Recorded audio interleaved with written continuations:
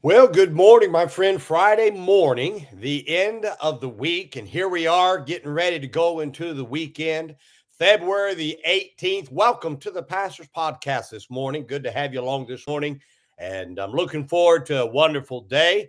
Already been a good day in the Word of God this morning for me, spending some time with the Lord and Him just kind of feeding me. And I'd encourage you to always spend time in the Word of God every morning. It will be an encouragement and a help to you. Please do so every day. It's a great help to you as you grow in the Lord. I've read through the scriptures time and time and time again. Never gets old, always something new, always something refreshing to help you in your everyday life. I want to encourage you also, if I can, to register now for the Old Paths Conference. Go to oldpathsconference.com and register today. We are just a little over 4 weeks away. That's not that far away, my friend. Then it's time that you register. And I encourage you, if you're trying to decide, should I come? Should I come? You need to come. You need to come. I want to share with you this year at the Old Paths Conference how the Lord has blessed our church in the almost the 4 years that I've been here, and what He has done as He continues to do it. I believe anybody can do that, no matter what condition your church is in. I believe that this will be a help to your church. Be sure to come. And Monday, Tuesday, Wednesday night, March 21 through 23 starts at 7 o'clock. Daytime on Tuesday and Wednesdays at 9 o'clock, some teaching sessions that will just give you some practical insights on how to grow your church, your bus route, your Sunday school class, whatever ministry you have. You'll find it to be a very, very helpful and encouraging conference for you to come, free to come. All you need to do is just register. And I'd encourage you to do so today if you plan on coming.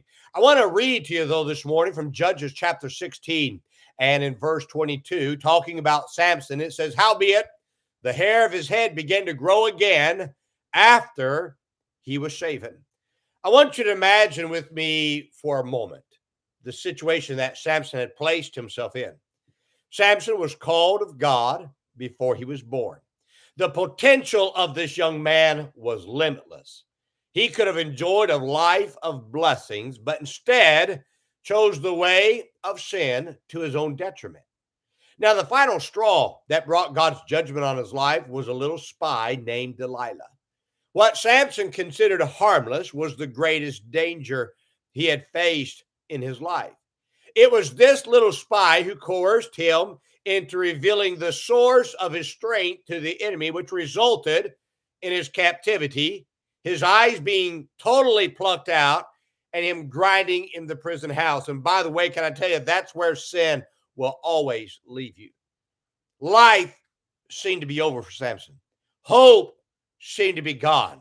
The fact to think that God could ever use him again, I'm sure Samson never quite thought it would happen again. But with God, there's always hope, no matter how deeply you've gone into sin. The Philistines had made a grave error in that they didn't pay attention to his hair, that his hair was going to grow again. Imagine, can you think with me?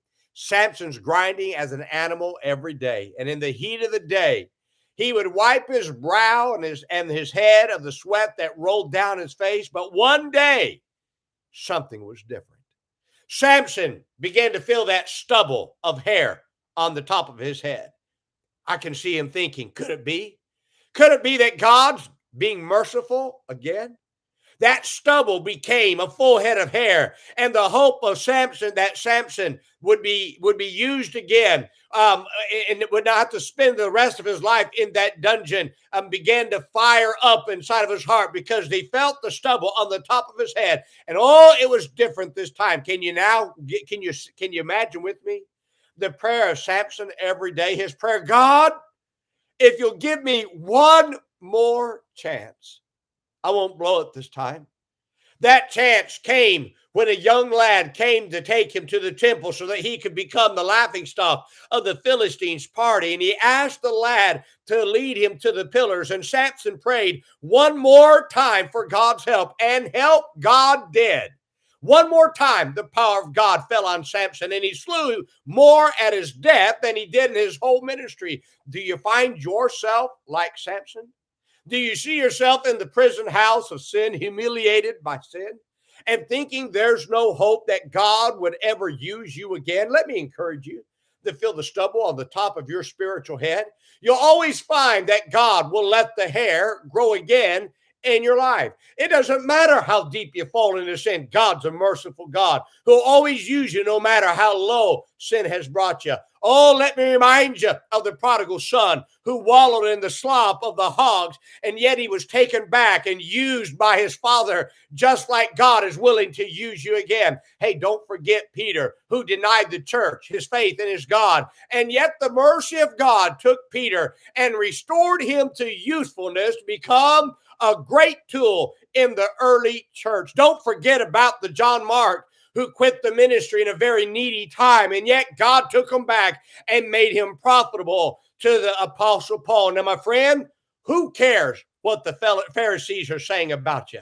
Oh, listen to me. I get tired of these Pharisees who out there, well, we need to expose them. Hogwash on that bunch of Pharisees. Some of you Pharisees need to expose your own sin. You're out there living in sin like everybody else is, and you want to expose somebody that you don't like. Thank God there's some people out there that believe in restoration, that we don't have to tell everybody everybody's sin. Thank God there's a God who says, I'll let the hair grow again and do something. Who cares about these evil Pharisees that are trying to destroy every Christian? The truth is, every Christian is a sinner, and every Christian needs to be restored. And these guys who think that I'm above that, you wait, your day is coming. But thank God there's a God in heaven that will use you again and give you hope that he can use you again, because that stubble on the top of your head, oh, God's showing you his mercy, and God's trying to give you hope. He's waiting for you to call out to him. You can never go so deep, my friend, into sin that God won't use you again. You may have some spiritual or even physical scars that sin's produced. And yes, sin may have caused you to kind of to sacrifice some things that you can no longer do. But I'm going to tell you right now, God's grace will take you back, and God will restore you again, and God can do something in your life mighty if you just stop wallowing in that sin. Get up, my friend. Feel that stubble on the top of your head. Oh, my heart hurts for people who have fallen in sin. And we've got a bunch of churches in America today that are more interested in indicting the sinner instead of restoring them. We're more interested in trying to show how good we are instead of showing the mercy and the grace of God. Yes, God does judge sin. And yes, God does chasten his children. And yes, sin is wrong. And no, we ought not to allow sin to go inside the church. But let me tell you something. It's not the church's business what everybody has done. Have you ever noticed when that lady who the Pharisees brought and said she was caught in adultery? He never said she was caught in adultery. They are. We don't know that's true to this day. Jesus never one time did he say what she had done. He just said, go and sin no more. Thank God for the hope and the mercy of God, who will take a sinner like you and me, bring us up out of the miry clay, set our feet upon a rock, and establish our goings again. God's not just a God of a second chance. God's a God of another chance. So you fell in sin. So sin overcame you. So you're in the prison house grinding. Feel the top of your head. You'll feel that stubble, my friend. And you're going to know that when you start feeling that spiritual stubble, that God can use me again. Oh, let me challenge you today. Let me challenge you. Don't lay there. Get up. Go find somebody. Tell people how to get saved. Start being used again. Let God use you. And boy, let me tell you, you'll shut up the Pharisees, because I'll tell you what, right now, God will use the one who's fallen in sin, who gets up and says, I'm not going to let sin destroy me. He'll use them more than he'll ever use the Pharisees. Let the Pharisees yap like a Chihuahua or a Pekingese dog. That's all they are. Yap, yap, yap. You just let the grace of God restore you. Do something in your life. Oh, I hope this is a help to you today. Now, my friend, let me remind you this weekend, go find somebody who's lost, tell them how to get saved. And remember this weekend, hey, be good to everybody. Everybody's having a tough time. Have a great day, my friend.